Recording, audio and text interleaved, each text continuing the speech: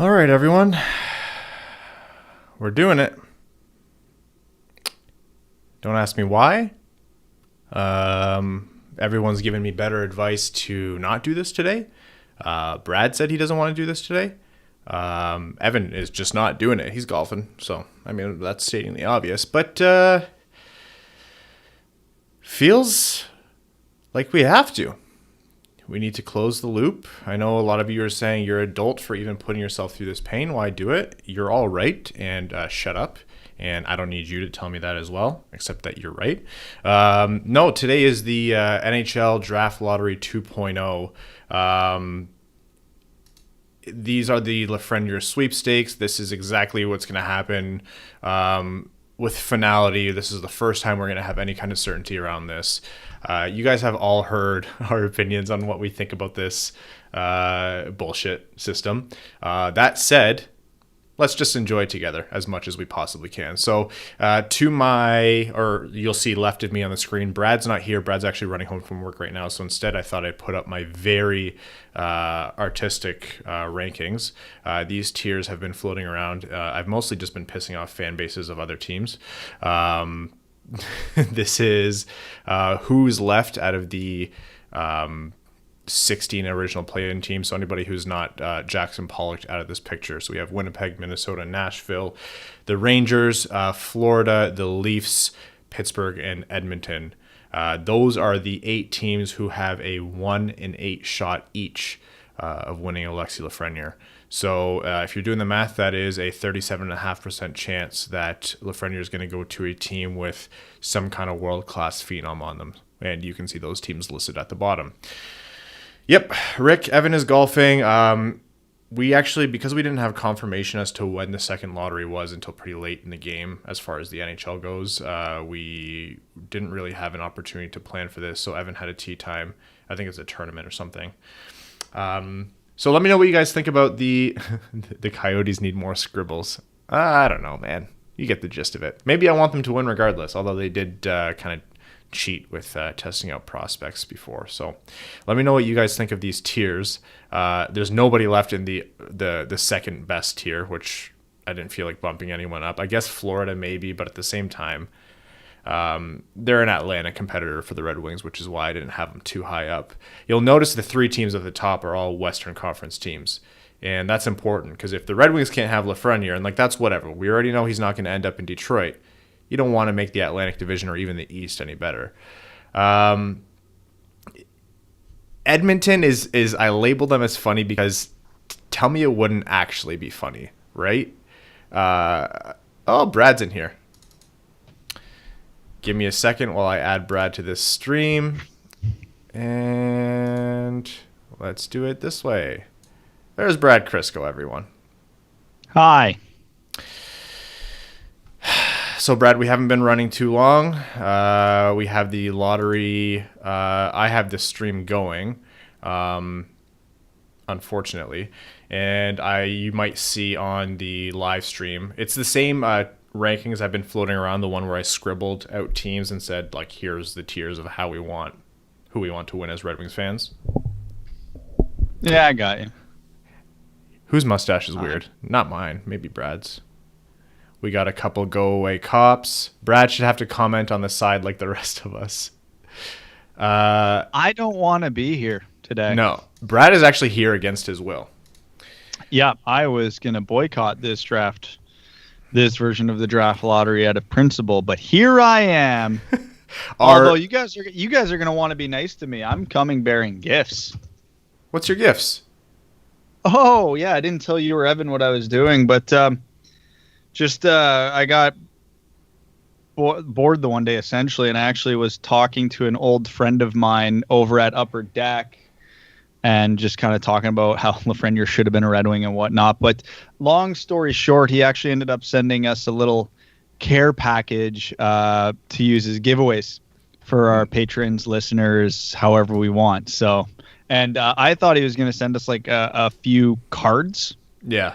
He sent us damn near $1,000 worth of product. Oh, well. Yeah. So, I'm literally. Wow. sealed boxes of product that we can open and give away. An Upper Deck Toque. He sent us like a big stack of just like random Red Wings cards that they had kicking around. And like there's some like Philip Zadina jersey card, Philip Zadina exquisite rookie gold, like legit cards. Like I haven't even had a chance to go through them all yet, but like we're gonna have some fun with some giveaways over the next few weeks to months, or however long we can drag this out. Everyone's commenting on my face, or someone commented on my faces, because I'm just laughing at people saying this definitely sounds like drugs. Yeah, this is absolutely drugs. So it's definitely drugs. Patreon supporters, you can't see what's inside the boxes. We'll find a fun way to do these giveaways. Maybe we do some like unwrapping stuff. I don't know if you guys are into that for hockey cards, and we'll do that over the course of the summer. So we now have an uncomfortable view of the 8 GMs who are involved in this, who are definitely all like very happy to be here, right? Like they're all pissed off, but at the same time not. Yeah, Cardboard Crack is right. So the lottery show has started. What time do we think they're actually going to do the draw? I hope this is over in like 5 minutes. 6:29. Oh, that's too much. I don't have a TV down here, so I'm following through Twitter. Fair warning. To remind everyone of you're probably going to get it before me, because whenever you're streaming something online, even if it's through an official service, you usually get it like way later.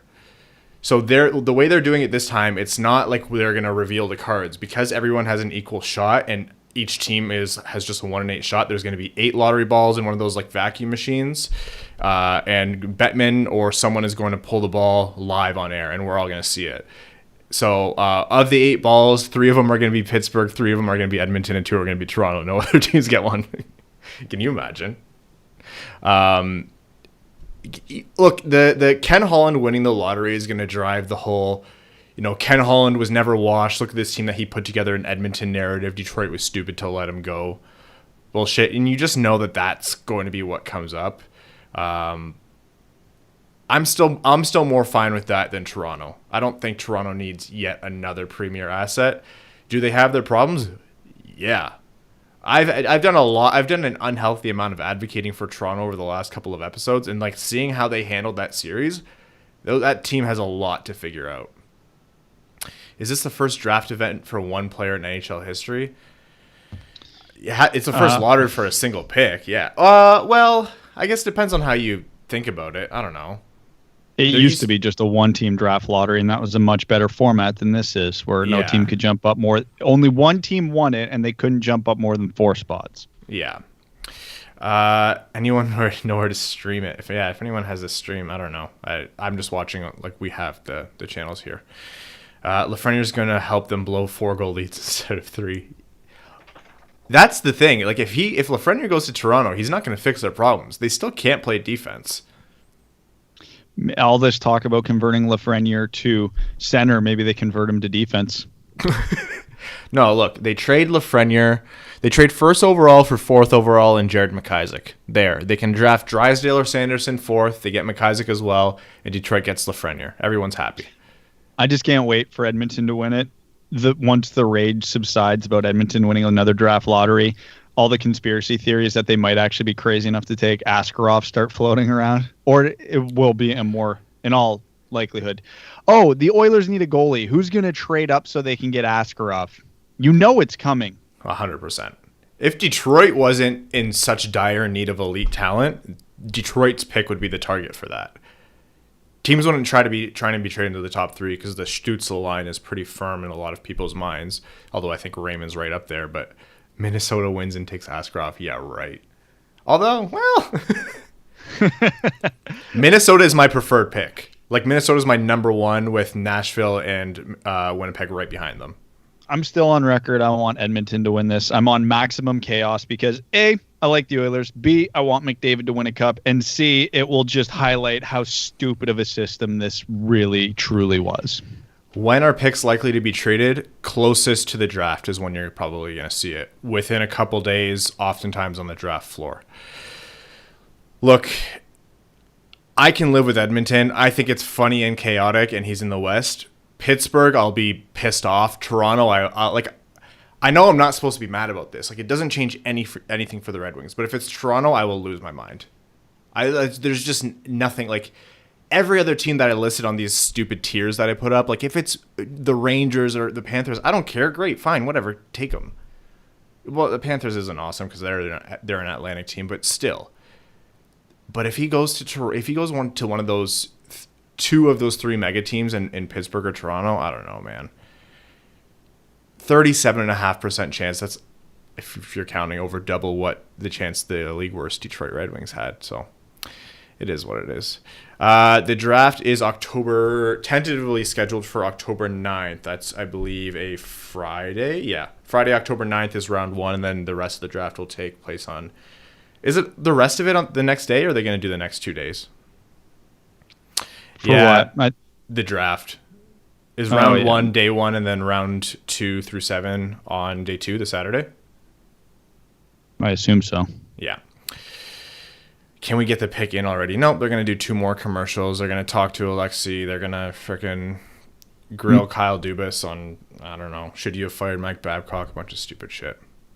Max is just like, I'll guess 6:26 p.m. for the drawing. 6:26? I'll take the over on that. 6:26 is a freaking lot amount of time to talk about one pick.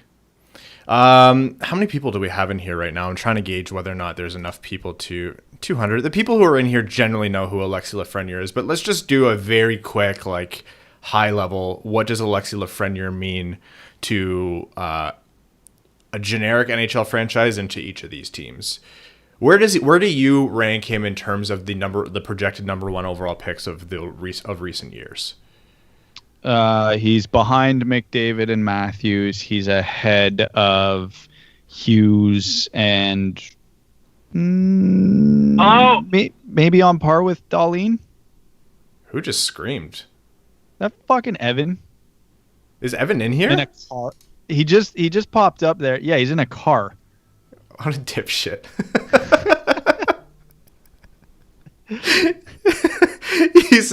He writes in our chat, LMAO, oops. The fuck is he doing? I would love to say that's planned. I actually don't even think he meant to click the link. Okay, so behind McDavid and Matthews, definitely Eichel. How about Eichel? Where does he stack up there? Projecting, I'd say slightly behind. Yeah.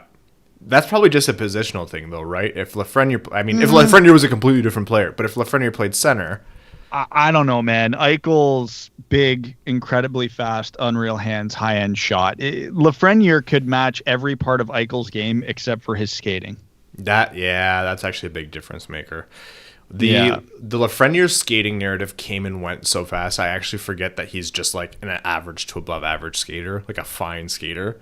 Because there was that little while where people were like, will this hamper him? And then they watch him play hockey and they're like, oh, no, this kid's really good. When does the Only Evan episode happen? When we can safely predict a rain day so he won't be out on the course. Lafreniere will... You brought this point up on yesterday's podcast, Brad, and I thought it was a really good one. The reason Lafreniere would be more impactful for a team that, quote-unquote, deserves him is that, like, let's say he goes to Toronto. All rage aside... He's not going to have as much of an impact in the game because he's not going to be playing nearly as much, nearly as quickly. Is that an excuse for him to, like, would that mean he would have worse development? No, of course not. It might even be better for him in the long term. But if you're talking about impact and role on a team, like, he would make a world of difference on a Minnesota or a Nashville rather than a super elite forward group like Toronto or Pittsburgh right now. He would be everything to Minnesota and Nashville right now, and maybe even to a lesser extent Winnipeg because they can't seem to stay friggin' healthy. And you know what? There's like the no insult to their forward group, but you can never say no to an elite talent like that when you're not exactly working with like the Matthews and the Marner and the Tavares and the Crosby and the Malkin and the Draisaitl and the McDavids. And let's not forget Blake Wheeler is mid-30s. Is he that old already? Yeah. Oh, yeah. He was the 2004 draft, so that would make him at least 34 this year. You forget because he just keeps getting better as he gets older. Like he defies the age curve. Yeah, he is 34. He's 34 at the end of this month. Wow. Is there anyone in this draft that has potential to be better than Lafreniere? Lots of guys have the potential to, but it's not anybody I would be putting money on for it to actually happen. Yeah, Byfield is who you're looking at as the most unlikely candidate. Like Brad said, I think it's pretty unlikely. I don't think I would bet on it. Byfield has the best chance. He's a big, has all the raw tools and skills centerman. He's seen more as an unrefined prospect, but if he can get that down, and he develops at the NHL level and pans out, he's going to be considered much closer to Lafreniere overall, assuming Lafreniere goes through the same path. Anyone else can, of course Stützle can, of course Raymond can. An off the board pick is if Askarov turns into this next phenom, goaltender of old who's great for his entire career, which doesn't really seem to happen anymore, then that could be the pick. But that's just so risky. It would give Prashant Iyer an aneurysm if Askarov went first overall. Or, Prashant would say it would give him an aneurysm if he went anywhere in the first round. And I think I agree. I wouldn't draft him anywhere inside the top 9 in my mind. If Minnesota loses this, I can see Minnesota taking him with their pick. Lafreniere is by far and gone the most likely candidate to be the best player out of this draft. No, the reality is the Red Wings probably aren't going to get an NHL-ready player at pick number 4, and that's almost a blessing because they don't really need one. They're not going to be close to a contending team next year, so there's no point in burning a year of the ELC sooner. There's no point in kind of subjecting them to the mess that is the current Detroit Red Wings team. Let them develop either over in Europe or in Grand Rapids, depending on what hockey's actually played. I don't know. I'm not too concerned about that. I think Stützle is probably, of the candidates who could jump to number 4, it would be the most likely to be NHL ready just because he currently plays in the DEL, right? Yeah, if you're already playing in a pro league and excelling in a pro league, you've got a chance. I still wouldn't bet on him to make the NHL because the DEL to the NHL is still a massive jump. And a lot of people say Marco Rossi. Marco Rossi might be the most NHL ready just because of how complete his game is and the fact that he's a late birthday. So he is a year older than a good chunk of this draft. So maybe him. Yeah. They are currently loading up the lottery ball machine, and they have this entire briefcase with 31 spots in it with only 8 balls in it. It looks so stupid. Oh, piss off. I'm glad I don't have this on TV anywhere where I could see it. This is so stupid. It's for the best.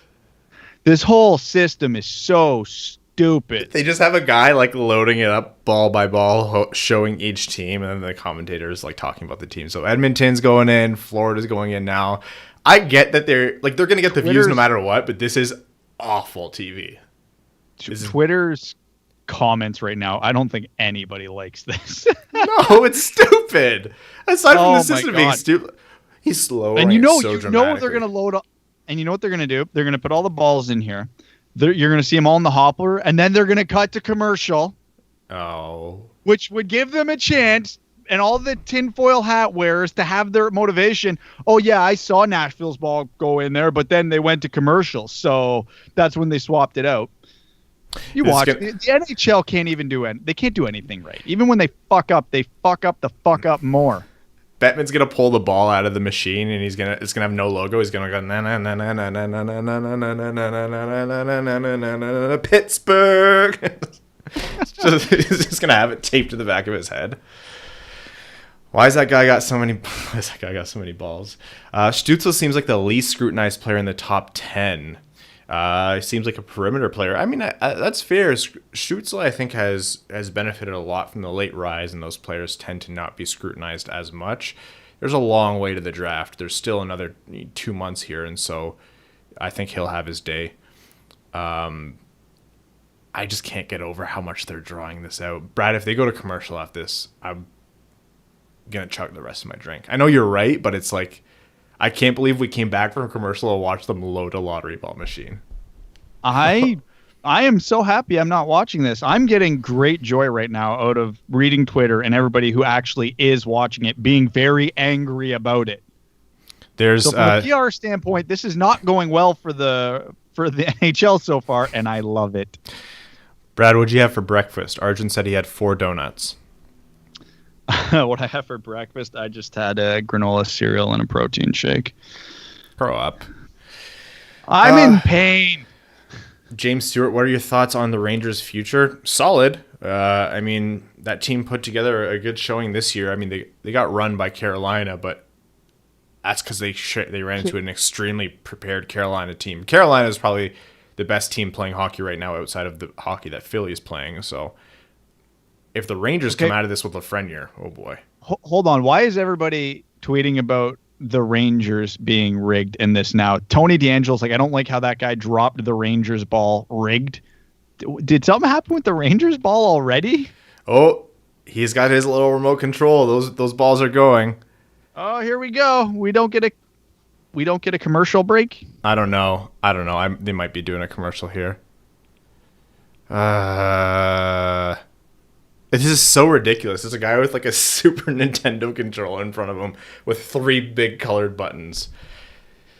This is just quality TV. This is what them avoiding a much better plan, in our very biased opinion, has given us. We're watching a guy with like a giant comical controller with 8 lottery balls, a teams who shouldn't even be in this. Yeah, we might be off your stream, so I'm sorry if you guys are seeing this before or after us. Oh, I think they're pulling it. They're pulling it. Let the conspiracy theories fly. It is the Rangers. The Rangers won. The tinfoil hat will live forever. This stupid fucking league. I love it. I love it. I'm fine. I'm fine with the Rangers. I don't care. I like Rangers. I'm happy. And they're out of division. I am okay with this result, but the team that got Capo Caco last year just got Alexis Lafreniere as well. Twice now. What were they last year? Like 13th, 12th or something like that? They jumped an insane number of picks for Caco, right? Yep. Oh, yeah. And they were, 11th seed in the East, so they would have been around 20th in the league, give or take. Oh, hey, God. hold on. Okay. We're talking about the Rangers here. Can a round of applause? The Leafs blew it this year and got no reward out of it, and that is what's truly rewarding here. And it's silver linings. There Good were for them. Far worse outcomes than the Rangers. Is this an Oh, yeah, sorry, they weren't as low as 12 to 13. I'm thinking of another team that jumped that much. Is this an absolute abomination of a system? Yes. Is this one of the least bad scenarios? Also, yes. I will absolutely take the Rangers winning it. Also, that team is going to be wild. 2 of my favorite, actually, 3 of my, what I would consider 5 to 10 favorite players outside of the Red Wings all play for the Rangers. Like, how can you hate Panarin, Zibanejad, or Lundqvist? So honestly, if there's any team other than Detroit to kind of keep in the back of your head to root for, the Rangers are a good bet. So what are they? They've got a lot of great storylines. So sure, I mean the lottery's gifted them a lot of bullshit here, which whatever. But they're gonna want to. Do you think Lundqvist is gonna want to stay longer now? Yeah. What are they gonna do there? Trade Georgiev? What are they going to do? Win a Stanley Cup within the next 5 years, probably. They have an abundance of wingers, right? Like they don't have a ton of center depth, unless I'm wrong. Doesn't matter. You have Kakko, Zibanejad, Panarin, Lafreniere. They just re-signed Kreider, Hedl. Like Jesus, Kravtsov coming up still. They're not. Forget defense. They're going to go the Toronto model and score 9 goals a game as long as they don't run into Columbus or Boston. The Rangers and the Devils have both had a ton of lottery luck. That entire region is going to be playing pretty fantastic hockey within the next 3 years. Seriously, though, but with what the Rangers have been able to do, and then bringing in Panarin, who is arguably the league's MVP of this season, and now they're going to have the opportunity to draft Alexis Lafreniere. I'm also glad it's not going to be some stupid, like, is this team going to draft Sanderson or Drysdale, and we have that storyline floating around? Because that would never happen, but you know if, like, Toronto won it, they would constantly be talking about, but we need defense. I'm glad it's more of a settled thing. Oh, Toronto first just became the 13th pick for Carolina. Wow. Patrick That's Marleau. Yikes. double loss for Toronto. Hold on. We got to talk about the real issue here with Lafreniere going to the Rangers. What number does he wear? I don't know. What number does he wear in 11? 11, right? And he ain't wearing that in New York because it's in the rafters. I guess not. 69 because it's funny. Hell yeah! If Lafreniere does that, he's immediately my favorite player in the entire NHL. Well, I'm going to take a look at the Rangers cap-friendly page here. I just want to get a better idea of what they're working with for the future. I think the Rangers are remove all Red Wings bias here and in terms of who you wanted to get him. The Rangers are a good system to plug him into. Yeah, they might have an abundance of wingers, but at the same time, he'll probably plug pretty high up on that in not too long. But he won't have the biggest offensive load on the team when you have Artemi Panarin and Mika Zibanejad already in their primes. Chris Kreider is going to be there. Buchnevich is going to be there. They're not Capo Caco. Oh my God, Capo Caco. Can you Mika Zibanejad, Capo Caco, Alexis Lafreniere? That line would be absolutely filthy. Artemi Panarin, Mika Zibanejad, Alexis Lafreniere. Wow. Why spread out the talent? Just go nuclear. Why not? Boston. Just do it. Who cares? I mean, they do have Jacob Trouba at $8 million through forever. Yeah, that might be the worst contract in the NHL very shortly. The team's far from perfect. They have a lot of stuff to figure out. They still have the whole Elias Anderson debacle. Does that affect Elias Anderson at all? I mean, he's a fringe prospect at this point anyway, so it affects him in the sense that it's one less roster spot available for him. Yeah. I'm actually shocked that we walked away without a Toronto, a Pittsburgh, or an Edmonton winning this. I'm actually shocked. I'm disappointed it wasn't Edmonton. That's what I wanted. It's not Toronto or Pittsburgh. I'm thrilled. That was the real goal of tonight. Yeah. Fiden's RK asked why Toronto's paying any part of Robin Lehner's retained salary. It's part of this whole voodoo that Chicago, Vegas, and Toronto took part in to move that salary around. Is a pretty clever deal as far as I'm concerned.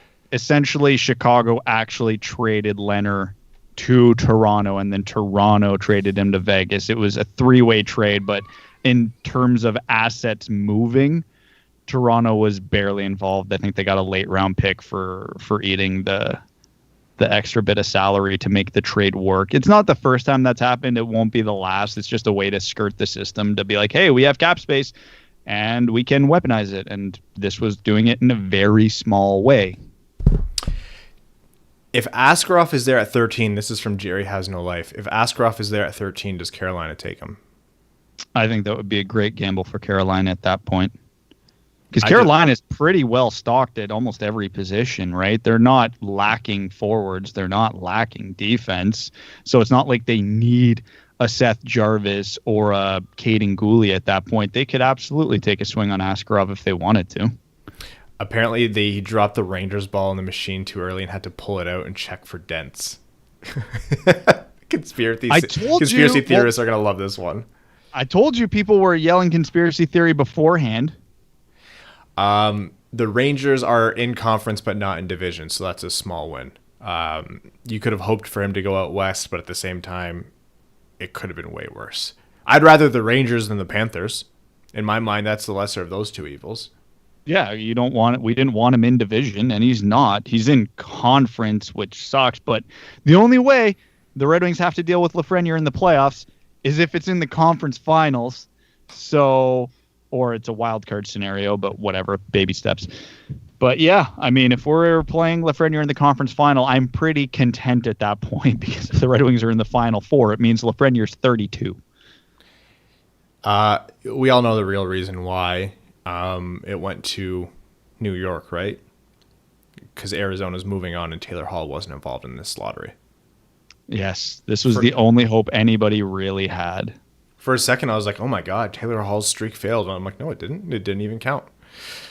Okay, just a quick note here before we wrap up. I don't think we have to drag this out too long, but New York's rebuild compared to Detroit's, it wasn't terribly long ago where New York sent out that like letter from ownership to fans that said, we're going to be making major changes and it's going to hurt for a little while. And that was like on the heels of them not real. It was like a classic Detroit Red Wing style.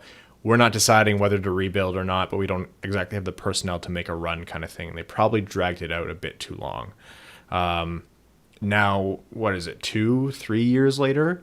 Look at the pieces they've added to this team. They've done a phenomenal job with the Rangers. On paper, they haven't had the production yet, of course, but they have done a phenomenal job. I'm not going to take too much away from them, but they won 2 lotteries. We are now past the point of being able to compare the Rangers rebuild to what the Red Wings are doing, because we have won 0 lotteries, and they have been gifted Capo, Kako, and Alexis Lafreniere. So it's going to be very hard to compare, because if you take those guys out and you replace them with, let's say, Alex Holtz and I don't know who went, and we'll even say for argument's sake, Mo Seider, their rebuild looks a lot different right now. 100%, and that's the point I was getting to. Is like, have they done a phenomenal? Sorry, I was a bit dramatic there. Have they done a phenomenal job all of their own accord? No, they had fantastic luck. They've arguably made mistakes in terms of who they've paid how much money. Like, you look at that Trouba contract. How much do you agree with that? Not a lot if you're us, but that's what luck in the lottery can give you. The Red Wings for a while now haven't made any egregious signings, right? Like, it's been since Franz Nielsen, was it, that they made their last like really abhorrent signing. They've been kind of staying the course and rebuilding and more like moving their current assets for futures as much as possible for the best value they can. They haven't had any luck, and so they're moving at that, and I keep referencing this, that like proverbial hockey rebuild speed limit. They don't get to speed because they haven't won any lotteries. New York has, and look what they've been given. They now have reaffirmed paying the amount of money that they have for their free agents, because in their mind, they're going to be contenders soon and they can afford that. And then their 2 best wingers, or 2 of their best 3 wingers possibly soon, are going to be on ELCs. If Kakko develops and Lafreniere turns into half of who we think he'll be, Panarin will be their best winger, and those 2 guys might follow right after that, and they'll be making no money on the cap. How well will he fit in New York, the city, not the team? I've barely heard of players who don't love to play in Manhattan. I've barely heard of people who don't like New York City. I went down there for a week once, and it was like minus 30 Celsius the entire time I was there, and I still loved every second of it. That city is amazing. I love New York. We want to go back this spring, but obviously we didn't get a chance to. No, I would be thrilled if I was Lafreniere to play there. And yeah, Jerry, you have a point. They do have to do something on defense. They don't have money locked up all in perfect places, but it doesn't take too much configuration of that. And especially when you strike gold like this, you kind of do what it takes to make those moves work. All in all, as Red Wings fans, I'm not pissed, and that's not how I thought I'd be walking away today. All right, Brad, final notes, final questions from anyone before we wrap up. I can go start to not drink profusely like I thought I was going to. I'm going to bed. At 6:30? Listen, man, you got to take the opportunities when they come. And I can already hear Mika jumping and running and yelling upstairs, so I'm just going to walk right past that to bed and see if anybody tries to stop me. She's going to be happy, right? Because she likes Mika Zibanejad. She loves the Rangers because we haven't explained the difference to her yet between the New York and the Kitchener Rangers. So we take her to Kitchener Ranger games all the time. They have the same jersey. She's 4. She doesn't know the difference. The Rangers have a player with the same name as her. Of course she loves them. She's going to be thrilled. Jeffrey, appreciate the support. Thank you guys all for tuning in. I know this is kind of just like an off the cuff, like nothing live stream, but figure we might as well do it. So next episode of the podcast, we'll talk about this more. That is Wednesday night. So look into that. I know sometimes it's Thursdays, but I'm going camping this weekend. Wednesday night. Last quickly, Alec asks you, Brad, what's your high score in the Super Deker? Currently my high score is 74 with no bans. No bans. Want that on record. I have one request for you guys. If you haven't already, subscribe to our YouTube channel and like this video. If you're up for it. If you're not, that's cool. I'm assuming there's not a ton of you in here, so I know most of you probably are already subscribed. But appreciate everyone tuning in, and thanks again, and we'll talk to you Wednesday. Say bye, Brad. All right. Bye.